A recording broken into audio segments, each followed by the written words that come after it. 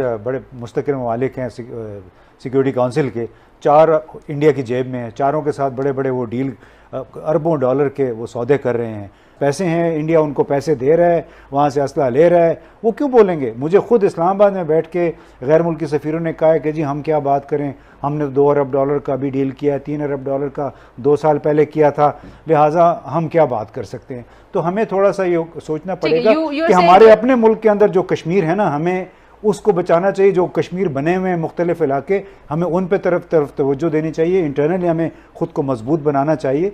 ये जो this is the only option कि आप इंटरनल स्टेबिलिटी को लेके आएंगे तो शायद आपकी बात भी, और यही बात हमें चीन वाले भी कहते हैं। मसला ये है कि हिंदुस्तान एक बहुत बड़ा मुल्क है आबादी के लिहाज से, और एक बड़ी तारीख भी है, और उनका अपना एक राइट है अपने निज़ाम के तहत अपने मुल्क को चलाना।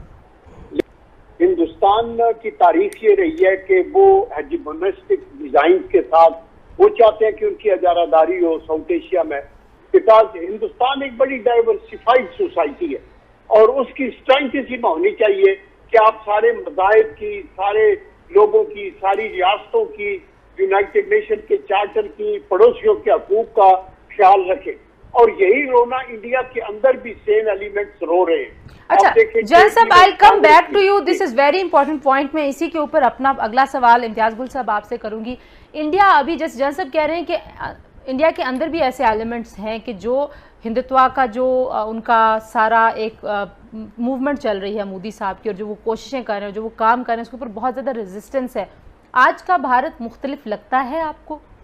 देखिए, रेजिस्टेंस बिल्कुल है, यानी उसके मुज़ाहमत करने वाले, लेकिन हमें ये भी हकीकत माननी चाहिए कि वो मुज़ाहमती क़ुव्वतें, वो लिबरल इंडियंस जो हैं वो निस्बतन अक़लियत में हैं, और अगर अक़लियत में ना होते तो ये बीजेपी की सरबराही में जो कोalition है उनको 2/3 अक्सरियत ना मिलती गुज़िश्ता साल के इंतखाबात में। उसमें बदकिस्मती ये है कि आपने अमेरिका में भी देखा कि किस तरह सफ़ेद फार्म जो अमरीकी थे उनको सदर ट्रंप ने बिल्कुल गैल्वेनाइज किया अपनी इंतखाबी मुहिम के दौरान। उनको बहुत ज़्यादा वोट मिले और इस दफ़ा हो सकता है कि उससे भी ज़्यादा वोट मिल जाए। तो यही काम भारत में हुआ है, और जो हिंदुत्व या भारत के लिए, हिंदुओं के लिए, वो मेरा ख्याल है उस पर बड़ी शद्दोमत के साथ काम कर, लोगों ने उसको लब्बैक भी कहा है। लेकिन उनका ये ख्याल है कि जो बीजेपी और आरएसएस के लोग हैं कि अगर हमने अपनी, और एक वो बाकायदा प्लान के तहत चल रहे हैं, उसमें किसी को कोई शक नहीं होना चाहिए, जो अपना उनका इंतखाबी मंशूर था उसमें उन्होंने कश्मीर के हवाले से इन इक़दामात का वादा पहले से किया हुआ था, और उस पर वो धीरे धीरे आहिस्ता आहिस्ता अमल किए चले जा रहे हैं। लिहाजा मौजूदा हालात में आइंदा 2-3 बरस तक हमें इस पर कोई बहुत ज़्यादा उम्मीद नहीं रखनी चाहिए। हम भले बहुत शोर मचाते रहें कि वो अपने लिए उन्होंने मसाइल खड़े किए हैं, लेकिन हमें याद रखना चाहिए कि आज तक किसी एक मुल्क ने बाकायदा तौर पे 5 अगस्त 2019 के इक़दामात की मज़म्मत नहीं की है, उसकी वापसी का तकाज़ा नहीं किया है। इसी तरह इस साल जो वहाँ पे हो रहा है, अब तक जो मुहासरा चल रहा है, अब तक किसी मुल्क ने बाज़ाब्ता तौर पे उस पर एहतजाज नहीं किया है, क्योंकि लोगों के इक़्तिसादी मफादात जुड़े हुए हैं। सिर्फ अमेरिका के इस वक्त डील चल रहे हैं, आर्म्स डील दिफाई नौइयत के 8 से 10 बिलियन डॉलर के, फ्रांस के साथ 9 बिलियन डॉलर का उनका राफेल जो जंगी तैयारी हैं उसका डील चल रहा है। रूस के साथ से उन्होंने 5.5 अरब डॉलर के वो S-400 मिसाइल सिस्टम ले रहे हैं। तो हमें थोड़ा सा एक हकीकत पसंदी का मुजाहरा करना चाहिए।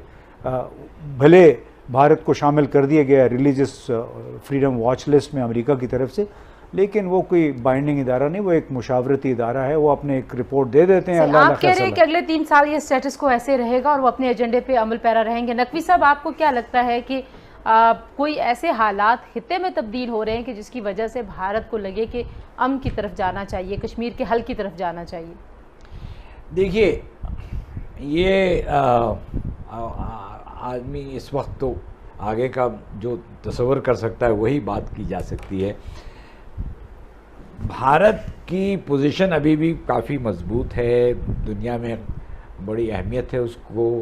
उसके इक़्तिसादी हालात भी उसके अभी तक अच्छे जा रहे हैं। तो ये तो है कि उनकी अभी भी उनके ऊपर कोई प्रेशर नहीं पड़ा है। ये सही कह रहे हैं कि किसी मुल्क ने मजम्मत नहीं की अगस्त 5 की, किसी मुल्क ने उनको किसी तरह से भी उस तनकीद का निशाना नहीं बनाया। देखिए तंजीला, ये इम्तियाज गुल साहब ने बड़ी खूबसूरती से प्रिवेलिंग एनवायरनमेंट का अहाता किया है, वेरी रियलिस्टिकली।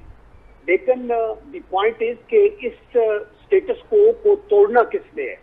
पॉइंट ये है, हमारे लिए ये चैलेंजेस हैं कि इंडिया एक बड़ा मुल्क है, वो एक बड़ी मंडी है उनके, और यूनाइटेड नेशन जो है वो बिल्कुल अदारा बना हुआ है और सुपर पावर्स के अपने इंटरेस्ट है।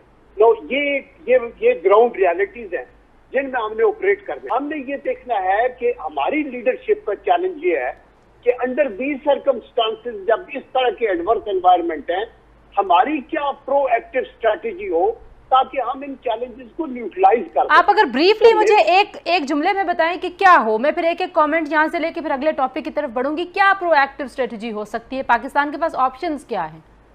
देखिए, पाकिस्तान को एक तो पूरी दुनिया में जो यूनाइटेड नेशन के मेंबर्स हैं उनसे इंटरैक्ट करना चाहिए, और सिर्फ ट्वीट के ऊपर या टेलीफोन पे नहीं, प्राइम मिनिस्टर को भी विजिट करना चाहिए। आपके डेलीगेशन भी, पार्लियामेंटेरियंस के भी जाएं, आपके डिप्लोमेट्स के भी जाएं, आप कश्मीर डेस्क बनाएं, आप मीडिया के अंदर एक आपकी बड़ी प्रोएक्टिव एक पॉलिसी होनी चाहिए।